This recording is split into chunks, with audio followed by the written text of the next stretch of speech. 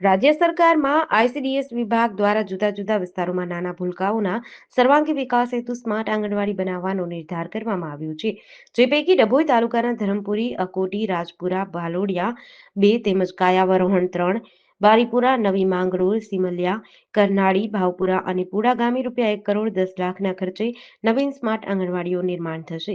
ધારાસભ્ય શૈલેષભાઈ મહેતાના વરદ હસ્તે ધરમપુરી ગામે આંગણવાડી માટે ખાતમુહૂર્ત કરવામાં આવ્યું.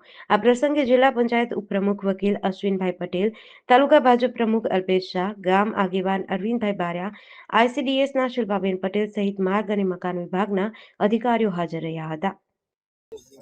ડભોઈ તાલુકાના 11 ગામોની આંગણવાડીઓ માટેની ખાતમુહૂર્ત ધરમપુરી ખાતે કરવામાં આવ્યું છે.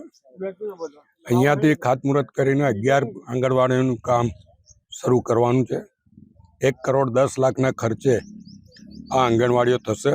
આ આંગણવાડીઓમાં અકોટી, રાજપુરા, ભિલોડિયા 2, કારવણ 3, બારીપુરા, નવીન માંગરોળ, સિમળિયા, કરનાળી, ધરમપુરી, ભાવપુરા અને પુડા એમ 11 આંગણવાડીઓ કુલ 1 કરોડ 10 લાખના ખર્ચે બનાવવામાં આવશે. ભારતીય જનતા પક્ષનો જે સૂત્ર છે કે છેવાડાના ગામોના છેવાડાના માણસો સુધી શિક્ષણનો વ્યાપ વધે અને એના માટે આ બાળવાડીઓની આંગણવાડીઓની તાતી જરૂરિયાત છે.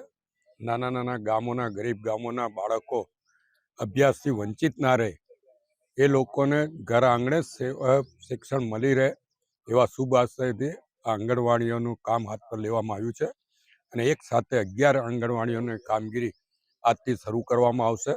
હું આ તમામ ગામોના નગરજનોને અભિનંદન આપું છું, શુભેચ્છા આપું છું અને આંગણવાડીઓ તૈયાર થયા પછી આંગણવાડીઓનો લાભ એમના બાળકો લે એવી અપેક્ષા રાખું છું. લોકો લાભ લઈ શકે ને અત્યારે જ્યારે સ્માર્ટ રસ્તા બની રહ્યા હોય, સ્માર્ટ સિટી બની રહ્યા હોય, સ્માર્ટ સ્કૂલો બની રહ્યા, સ્માર્ટ ક્લાસરૂમો બનાવી રહ્યા હોય, ત્યારે નાના બાળકો માટે, ગરીબ બાળકો માટે પણ સ્માર્ટ આંગણવાડીઓનું આયોજન કરવાનો જે નિર્ણય લેવામાં આવ્યો છે એનો લાભ ભવિષ્યમાં બાળકોને થશે.